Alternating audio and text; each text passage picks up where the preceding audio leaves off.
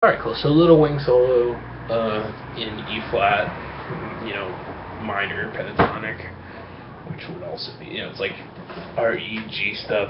Back one is the easiest way to say it, but E flat, G flat.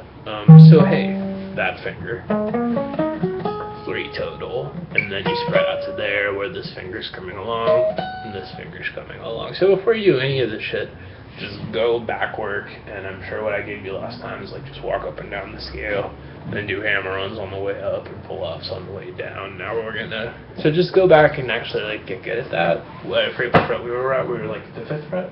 Yeah. Cool, so this is, and rhythm is not a factor. Don't turn it into a song until you can already play it. So now we're gonna add and be aware of my middle finger placement there. Imagine like you were about to go, or something like that, and it's tap the leverage. So yeah, we're gonna just be like, so here's a new thing you can do, and I want you to like stop and really get good at the hammer on up, pull up off thing, pull up down thing. Stage 1, arrhythmic, no guessing. Stage 2, literally.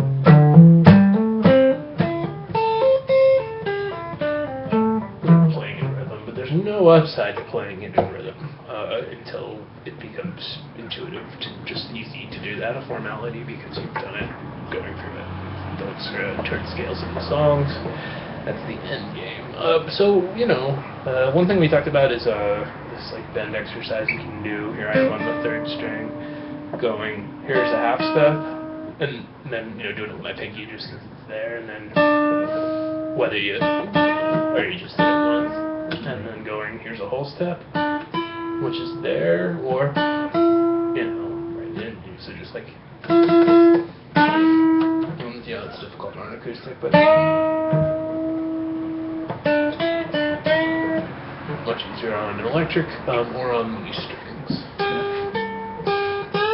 Totally doable on the high strings, 3rd string. Very doable on electric. And we are talking about bending exactly here, and exactly here. We're doing that here, not this. And, it's the shape of our hand stuff. We're being uneconomical here because of this highly nuanced stuff we're doing. Pinky makes sense. Cool, so now you get good at that. Now you can augment that. You can do the bend thing if you want. And now you can make your process like, just on the high strings, you could be like, and then bend or whatever, and there's kind of like you could go or something like that, but just the song takes you through that just as easily, and applied in all the stuff we're doing is play this out of rhythm like it's you're learning the dance steps, and it's just your grocery list first. I'm sorry this looks so thrashed this week. That kind of sucks though. Need to get some pencils. So I wrote solo scale, and I mean that we're playing our main box, and then we over on the next page, and then that we might drop back literally to there, not and then here, but when we're playing behind the box, if we were back where we learned it, it's going to be so often, here's me in the box, exactly those 2 strings, and then you transition, or exactly, but not here, just the ones that are actually available, not totally excludes the weird ones, so we're just sort of thinking. Or not. So just as a formality, there wouldn't. So it's really hard to even think of an example aside from the one time I can think of somebody actually using pentatonic 2 to do those strings is exactly "Your Blues" by the Beatles. It's like, and then he has this. Do you know the song? Yeah, that was cool. So, and it's because he needed to bend that note, which if I was in the main box, can't bend because it's open, or if I was up here, it'd be under my index finger or whatever. So yeah, anyway, so that aside, not really happening that much. Hey, look. look there, what you would use it for. Just not gonna have that much of it. Anyway, that said, you could totally, go across all the strings if you want. Just kind of think of it as a for fast drum. I don't fuck it. You get what I'm saying. So now just like kind of transition from doing that stuff at the 5th and 3rd fret to the 12th fret first, where you're way more likely to play an E a whole bunch and back behind it, and then a half step back to where we're actually playing. It makes more sense for you to group it. I played an E some, and that's what his hands are doing, and then the back half step. There's going to be a lot more songs in E minor and G major than E flat minor. And what's more, again, he's tuned down a half step every string, E flat, A flat, D flat, etc. Which is cool. You can throw it down and play it in the 12th fret. It's not really that hard to do, and it sounds cool. You can play like the whole Nirvana Unplugged album. Anyway. So it's like I'm bending. Let me talk about how you have to do that, which is surprisingly easy once you start doing it. So it's the same note, same fret.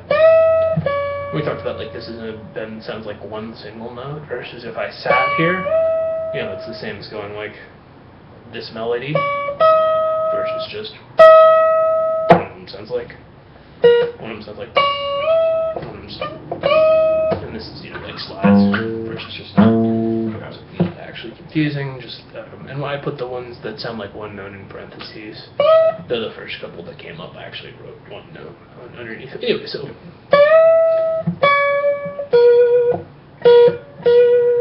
there we are. Tempting as it would be to do that whole thing in sequence, the part you're actually working on is it's like a formality, and middle finger there, not this caning situation. That's I forgot to say. This thing there is like you're on your way to this note here, and you're never gonna play this note again. Like seriously, just you should like rubber band yourself or something, or just like, hey, it's completely a brain fart. Do I do this 3 times or 4 times? It's 3. It's the 2 high strings. I know you know this. Bears repeating there as we said it a bunch of times. Cool. So and he goes, which are just single notes, and we actually get split. What's interesting about that is it's across 3 strings. Our hands kind of anticipate stuff like that not happening. Like we think it would go like, but it's. And then your pinky's gonna get section, and your pinky's gonna get right there for this, and that's like just so many things with that. Should feel pretty difficult unless you've already done your 3rd string bend shit. So anyway, there we go, you guys. So everything except that one single time he plays that is literally this note, this fret, ring fingers. So that's like 2 notes, single note. And so section, big section. Then he dips back behind the box and goes. I can tell he's doing that because it's a hammer, and we don't have that. That's an option here. Would be weird, so he goes, yeah. And then he scoots back into his main box for. So there we go. And you just have to. Cool. So it's just as advertised. You just kind of did a transition. Yeah. So.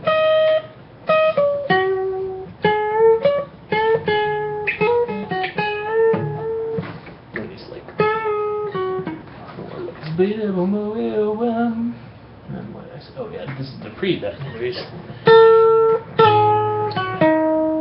So that's bend, then cool. So pre-bend, relax. I just wrote the character 13 there. We mean cool. So there we are. The whole thing went.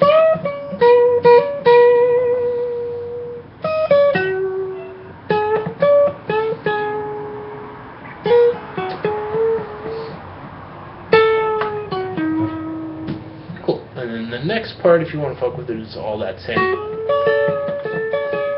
My pinky. So there's the spot, one of the spots where we use the most common. I use my pinky there, where it's just due to the shape of my hand.